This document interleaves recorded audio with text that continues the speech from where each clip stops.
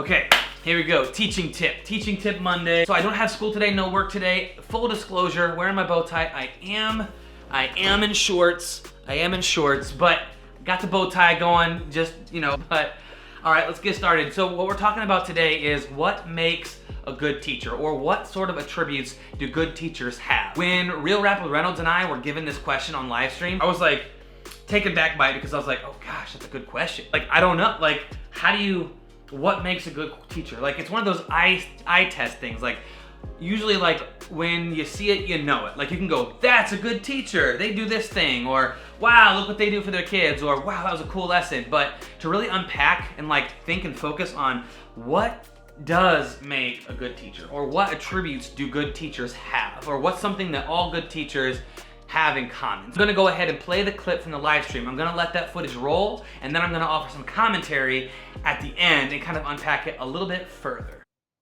What attributes make a good teacher? What would you say to that? Like, what would you need to have in you to be a good teacher?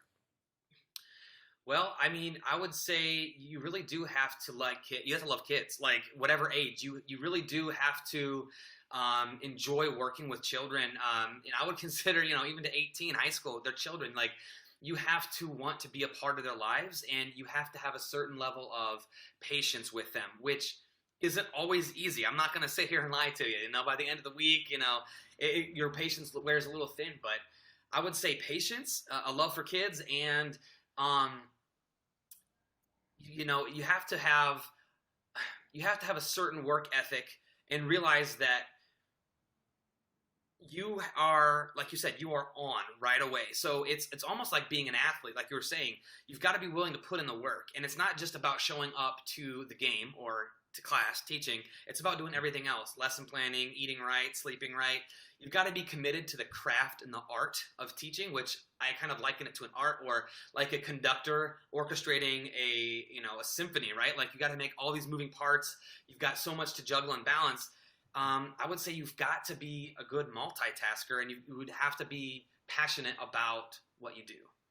Yeah, I agree. I am awful at multitasking, by the way. I tell my students, I'm like, I'm good at like one thing at a time. And so, but I definitely see where that would totally come in handy. I think also, along with patience, like having patience for yourself also.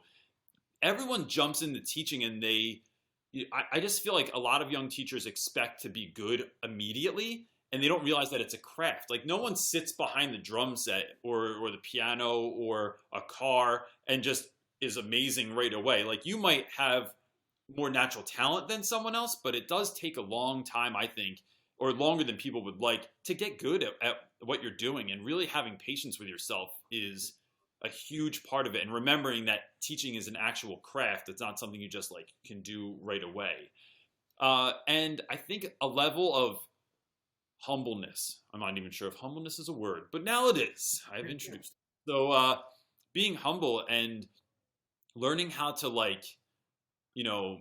eat it sometimes, and learning how to apologize to kids. Like, when you're wrong, just saying, you know what? I know I'm the adult. I know I'm infinitely older than you are, but I really apologize. That was the wrong move, and that was the wrong thing for me to do. And yeah, and I think that goes a long way with even like building relationships with kids. Along with what Real Rap with Reynolds and I said in the live stream, if I had to pinpoint some attributes that good teachers have, that most good teachers have, it would come down to this. It would come down to being flexible and reflective. So being willing to be like, yeah, I'll try that. That sounds cool. Or like every year, like your administration is always asking us to do different things. And instead of complaining about it and going, oh, here we go again, trying something new. Like, good teachers take on new challenges and are open-minded. Don't use the same lessons year to year when they don't work, or they're willing to adapt to their students' needs and wants. They're willing to adapt to their classroom as a whole. Maybe something works one year, it doesn't work another year. But you gotta be flexible as a teacher. You can't be set in your ways. And I think the other big thing that makes a good teacher, putting kids first. So Everything that you do, everything that you are as a teacher should be revolved around putting your kids first. That might mean going out of your comfort zone a little bit as a teacher, whether that might be how you teach, whole group or small group, or the types of lessons that you teach, or incorporating student interests or new technology into your lessons that you might not be familiar with.